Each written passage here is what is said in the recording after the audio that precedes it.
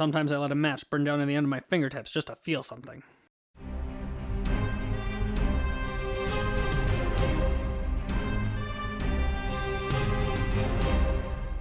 Hello everyone, welcome to episode number 78 of Movies Are Awesome, the show all about birthday celebrations. My name is Nathan Pottle, and thank you for joining me today, and I've got real sad news. It was yesterday when it was announced that Dune has been pushed back from December 2020 to October 2021, and this is probably the most devastating thing I could have heard in the last little while. We've had so many movies getting pushed back and pushed back and pushed back, but Dune was staying strong. It was not moving, it was staying in December, and I was so hopeful that I would get to see it, and it's no secret that this was my most anticipated movie of 2020. I was so looking forward to it, I couldn't wait. Denis Villeneuve, he is just a magnificent director. I just finished reading the book Dune, and it's magnificent. Everything about this movie just looked to be coming together to be so good, and now I have to wait like another year before I even get to see it, so I am really disappointed and upset by that, and we just don't have much coming out that I can look forward to, or even that I can review for you guys. So I think what I'm going to do for the foreseeable future on the podcast is I'm going to alternate week by week. Next week, I'm going to review an older movie, like something that's already out, and then do a topic the week after, and then alternate that until I can see a movie. Hopefully, I get to see Death on the Nile pretty soon. It's supposed to be in December. Free Guy is also supposed to be in December, so hopefully those stay where they are and I can watch them.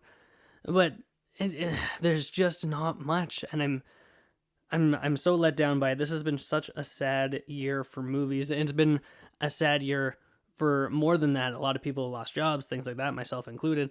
So just to pile this on to 2020, it's just really, really sad. I'm upset about it. So if there's a older movie, something that's already come out that you're interested in hearing me talk about, feel free to send a recommendation over for me. Maybe I'll do a review on that movie next week. All my contact information's in the show notes. You can find that there. I also go through it at the end of the show. But today, I am talking about battle scenes. We're talking about war, we're talking about swords, we're talking about everything, just people fighting each other, because that's part of cinema, and it's really exciting to watch. And, sometimes you can get like really generic, not very good battle scenes, like watch a Transformers movie if that's what you're into, or even those Fast and Furious movies, their action is kind of generic and bland, but we've got some really good stuff here that I'm wanting to talk about. Now, there are some very obvious choices that I did not include in my list, and I'm going to do them as honorable mentions. We're going to talk about them right now. The airport fight scene in Captain America Civil War, and also that final battle in Avengers Endgame, are both really, really solid, excellent fight scenes, but they're not in my list. I've got some other things, some movies that I haven't talked about on the show yet, and other things that I think are stronger, and I have reasons for that. Now, I do think that Captain America Civil War does have a really strong airport fight scene, and I love that 17-minute chunk. It's really spectacular. But the reason it's not on my list is because it's pretty small in scale, and I'm wanting things that are a little larger in scale than that. And then Endgame it's interesting because you can't just sit down and watch Endgame and get it, right? You have to watch most of the other movies in the Marvel Cinematic Universe to kind of understand what's going on. So because there's all that legwork you have to put in, I'm not including Endgame into this list either. So those two are out of the way. If those are your favorite battle scenes, amazing. They're excellent choices, and I wouldn't begrudge anybody on picking those as their favorite battle scenes, but they're not on my list here. So why don't I get started with my top 5? I'm going to start with number 5, and that is basically the entirety of the movie 300. Now, 300 came out in 2006, and it's directed by Zack Snyder, and it is pretty much the whole movie is like a whole lot of action going on. There's lots of slow motion in this film. It's very visual, and I think that's where Zack Snyder, as a director, his strengths lie in the visuals. When it comes to him making a story, it's not so good. So when he does an adaptation like 300 or Watchmen, because he has such a well laid out story in front of him, then he's going to do just fine. But when it comes to something like Batman v Superman or Justice League, and he's picking pieces from here and there and stringing a story together himself, that's where things start to fall apart for him. But 300 is really, really dynamic, and the way that it looks and the way that it feels, the action is just, it's unique unto itself, is probably the best way to describe it. Now, granted, it has been a while since I've seen 300, so maybe I'm idealizing it in my mind a little bit more. I was going to sit down and rewatch some of the battle scenes before I even sat down to record. Unfortunately, I was very busy today. I didn't have time to do that. But I think even just given the fact that when I was thinking about action and battle scenes, that 300 came to my mind, even without having watched it recently, or like even really thinking about this movie at all for some time, the fact that it came to mind when thinking about battle scenes speaks a lot to the action of this film, and it's really interesting to watch. You've got like big elephants falling down, you've got tons of arrows raining from the sky. There's a really spectacular shot, and I remember it being in the trailer.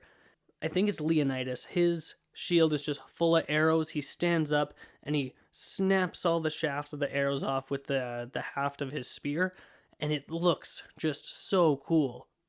So there isn't really any specific action scene within the film that I want to talk about, because every set piece is an achievement unto itself, and when you look at it as a whole, it's really, really good.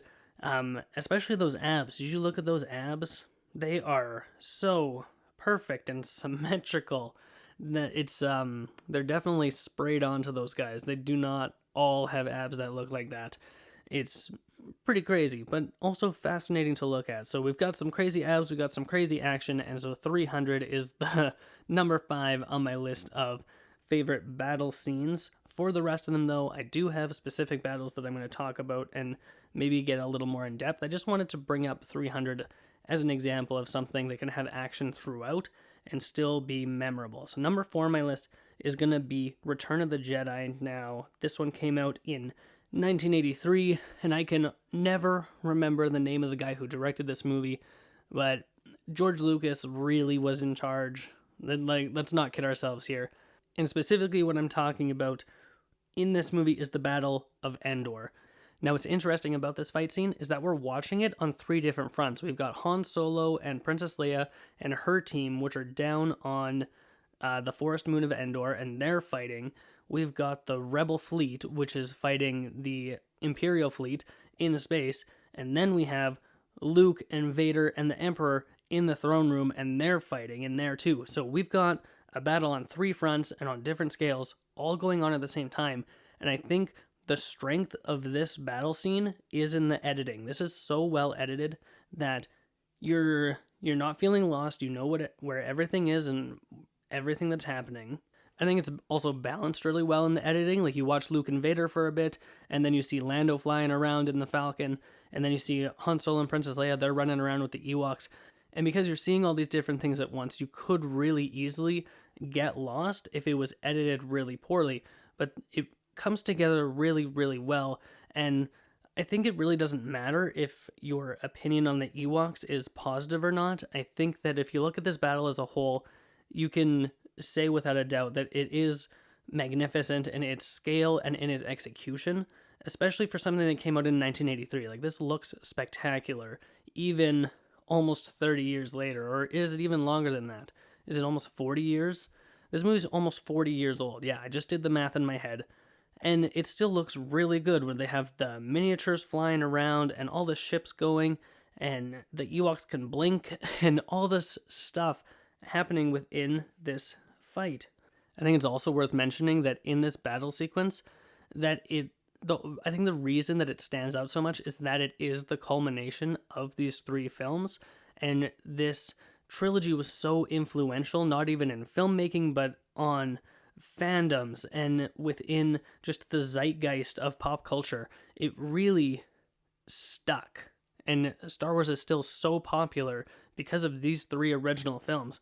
And no matter what you feel about the prequels or the sequel trilogy or Rogue One or Solo or any of the subsequent material that has come out since then, when these 3 original movies hit the theaters in 77, 80, and then Return of the Jedi in 83, they changed the game franchises were now like 100% feasible and marketable, and you could pump out movies and people would go watch them if they're good enough. And that's the thing, is that they have to be good enough for people to go watch them. And that's why when The Phantom Menace came out in 1999, everyone went to go watch it. I actually didn't. I was a little too young at the time. But everyone who was old enough were at the theaters. They were camping out. They were buying tickets. Why? Because they remember watching the original trilogy and watching the Battle of Endor and seeing where this all kind of comes to a head. And they wanted to know, how did we get here? How did all of this happen? What's all the backstory for this? And they wanted the answers. And whether they liked the answers to that or not, they still went to go watch it. I think it's also really important to mention with this battle scene that when it comes to the three different fronts, that really the rebel fleet flying around outside, they are in a lot of trouble if Han Solo and Princess Leia and their team fail. They are completely reliant on them doing their part of the mission so that they can fly into the second Death Star, ignite it somehow, cause it to explode.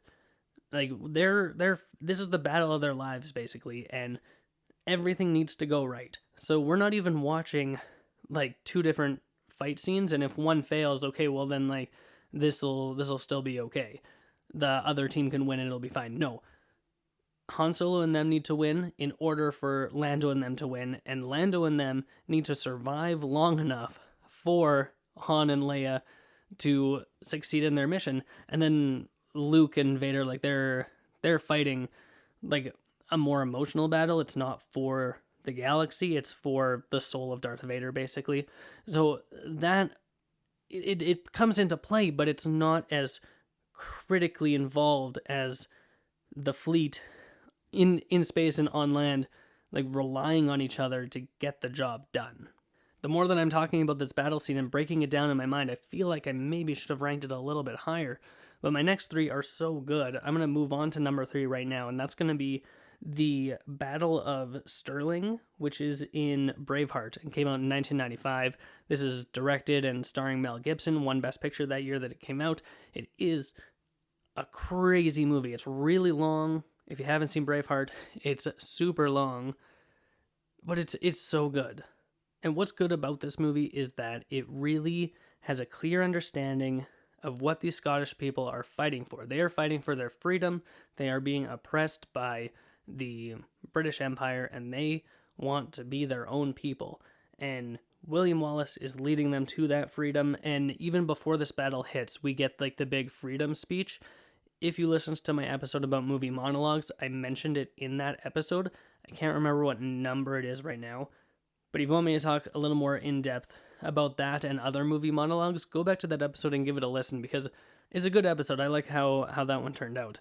But coming back here, they're fighting for their freedom, and they're really brutal about it. Like, they're pulling out all the stops for this battle. Now, I did look it up a little bit, and turns out it's not really 100% accurate to what actually happened.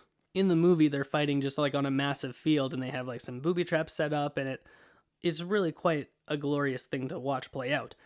But I guess the actual events were a lot more brutal than that. Like, basically, they lured the British to come across a bridge that they could only ride 2 horses along each, and then as they were going across the bridge, they just picked all the British guys off. Like, it was really easy. It was a complete massacre, and they had no chance of winning at all. I guess that's not really very cinematic, which, thinking about it, no, it's not. So it's definitely fine that the way that they changed that up, and that's totally fine. If you need to make changes to things in order to make your story work on screen and in order to have the biggest impact, that's totally fine. It happens all the time in movies. Now, sometimes changes are for the worse, but for the most part, when they're making changes, it's because they want to leave the biggest impact. And I think that when it comes to Braveheart and this Battle of Stirling, it really, really, really shows that they were going for biggest impact, and it is. Like, they're lifting, like, big logs out of the ground as booby traps that are pointed, and, like, horses are skewering themselves, and men are going flying, and people are dying, and there's lots of blood, and people are picking up rocks and throwing them at each other. It's really like a it's almost like a schoolyard brawl where people are just using whatever they can get their hands on to fight each other and kill each other and earn the freedom that they're fighting for. I should have gone back and rewatched some of this battle. I wish I had the time to do that. Unfortunately, like I said earlier, I was a little too busy this morning running around getting some stuff done before right now. But it's fine. I do really like this battle scene in Braveheart. I am gonna say though, I'm actually gonna do a switch on the fly. So I had Return of the Jedi at number 4 and Braveheart at number 3. I'm actually gonna switch them, and Braveheart's gonna be my number 4, and Return of the Jedi is gonna be my new number 3. So when I go through my order, my 5, 4, 3, 2, 1 at the end, Return of the Jedi is gonna rank higher than Braveheart. I think after sitting here and actually talking about it and discussing it, it does sound like a better battle scene to me. It's got more going for it. So, Return of the Jedi, better than Braveheart. Braveheart, though, is still really, really good. But when I'm trying to think of things to say about it and I'm coming up empty, and I had so much to say about Return of the Jedi, it definitely makes sense that I need to switch those up in my ordering here. So I'm going to do that, and then I'm going to move on to number 2. And number 2 is probably a lot of people's number 1, and there is no denying that this is a magnificent battle sequence. Now, this is the storming of Omaha Beach and Saving Private Ryan. Came out in 1998, directed by Steven Spielberg, and oh my goodness. Now, I talked about Star Wars being a game changer for franchises. Saving Private Ryan is a game changer for war movies. This movie is brutal. The brutal reality of war really comes into the forefront in this movie, and especially in this opening battle scene. Like, this is the first thing that happens in the movie, and it sets the bar so high for the rest of the film that you watch this and you say, like, how could the rest of the movie possibly top what we just watched? And it's very easy as to why the rest of the movie is spectacular, is because we get a big scale battle right out at the beginning, and then the rest of the movie is small. We get character moments, we get character development, we get little skirmishes that are really impactful because we've had the time to meet and learn about and come to really like the characters. And that's how Saving Private Ryan holds up to the bar that is set by this battle. We're introduced to Tom Hanks at the very beginning of this movie, and his hand is tremoring, and he's like drinking out of his canteen, and he is nervous about getting onto this beach. It is going to be a bloodbath, and even before people get off the boats, guys are being mowed down by machine guns, and it's bloody and crazy, and guys are just running for their lives at this point.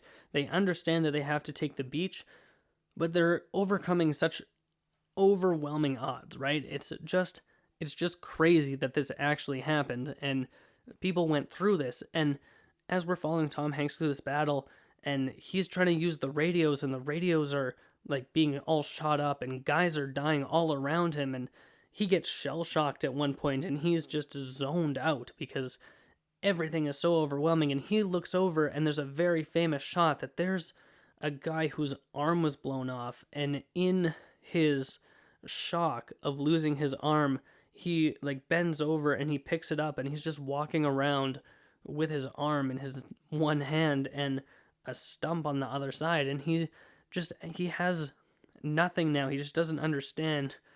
You're completely displaced from the battle at that point, and you're just ensconced in the horrors of everything that's going on. And then the battle keeps moving forward, and they finally press through, and the sniper character, I can't remember his name, he's introduced, and he takes out some guys with a couple well-placed shots, and they're finally able to overcome and get up the beach and win the battle. But it came at a really heavy cost, and to open the movie with something this intense was a bold move, and I think an extremely successful one. So I can say without a doubt that if Omaha Beach in Saving Private Ryan is your favorite battle scene, I am going to agree with you. I'm going to say, yeah, that's an amazing choice. That is spectacular because it is really something else. And for a long time has been like the pinnacle of war movies. I think since then we've had some really great war movies. Dunkirk I really like. 1917 I really like. Hacksaw Ridge is another really good one, but I think that Saving Private Ryan still is the best war movie out there. If not, it's probably 1917, and I really like how small of a story that is, but still has big stakes. But overall, the Battle at Omaha Beach in Saving Private Ryan, it is absolutely phenomenal. It's amazing. And if you haven't seen Saving Private Ryan, you should watch it because it's so good. I've only got one more left, and this is the big one. This is the one that I went back and forth the most with on, and there were two that I was wanting to choose for my number one. And if I was going to choose one for my number one, the other one wasn't going to make the list at all. And I will explain why in a second, because my number one battle scene is the Battle of Helm's Deep in The Lord of the Rings: The Two Towers. Now, Two Towers came out in 2002, it's directed by Peter Jackson, and the other battle that I was going to include was the Battle of Pelennor Fields in The Return of the King. And I felt that I could only include one from The Lord of the Rings, and if I had to include one, that one is going to be the Battle of Helm's Deep. Now, here's why. For one, if you haven't seen it, it is crazy. For all of the reasons that I said these other battles are really great, all of those reasons are in this battle. We've got excellent editing. Everything comes together so well in here. We have a very clear understanding of stakes and what they're fighting for. We have the brutality of war and just like the in-your-face grittiness of it all. They are literally fighting like these monsters, and they're storming the walls and they're climbing up ladders, and there are only 300 men fighting 10,000 Uruk-hai, and they have to win somehow. If these Uruks win here, they're going to sweep across Rohan and just destroy the world of men. Like, that is what they are seeking to do. Luckily, some elves show up and really help out in the battle. That doesn't happen in the books. In the books, they are just completely alone, and they practically lose this fight. Like, if it's not for Gandalf and the Riders of Rohan coming in at the end, like swooping in, they would have lost. It would have been a complete massacre. It basically was a complete massacre. But let me get back to the feeling of stakes first before I get too down the rabbit hole. When it comes to the stakes of this fight, we see that Theoden King is really struggling with this oncoming force, and he doesn't know like what to do because they just don't have enough men. So he's like pulling in young boys, like 12-year-old boys are having to come help with this fight because there's nobody else. They don't have anybody, and he's completely convinced that they are 100% alone. No one is going to come help them. Luckily, they did have some elves that come in, and the elves do some really awesome stuff. But there's one scene in particular as they're getting ready for the battle that Legolas and Aragorn are kind of having an argument with each other, and they're yelling, and they know that there's no hope for this fight. And they just have to do it anyway, because this is the position that they've been put in. And, you know, if this is the end that they're to have, then Theoden King would have them make such an end as to be worthy of remembrance. That's the line that he says in the movie, and it sticks with me. I did my Lord of the Rings rewatch just like 2 weeks ago, and that line, it's so good. If this were to be their end, then I would have them make such an end as to be worthy of remembrance. And so he's just trying to make the best of the situation that he can. He knows they're all going to die. Luckily they don't, because they get saved from Gandalf and the Riders of Rohan, but they just have such overwhelming odds that they have to overcome that they know they can't. And that is just so well laid out in the scenes prior to this battle that it makes the Battle of Helm's Deep all the more intense. Let's talk about editing of this battle really quick, because there's a lot going on within this battle, and not even are there lots going on at this battle, but then we cut to scenes of Merry and Pippin and the Ents and attacking Isengard. We cut to Frodo and Sam with Faramir at Osgiliath. We're seeing a lot of different things happening at once, and it feels so seamless. It's never jarring. It's never like, oh, like we need to get back to the battle. Like, you want to see the battle and you want to know what's going on, but the other stuff is important too, and it matters to you. So it's fine that you're cutting away for just a bit. It gives you a little bit of a break from the brutality of the battle, and then you're back into it. And there's a lot of things happening that the Uruks are really throwing at people. Like, they have the ladders, and then they have the battering ram to bat down the door. Then they have the big ladders, and then they have the bomb that they set off. And oh my goodness, when that bomb goes off, it is chilling every single time I see it.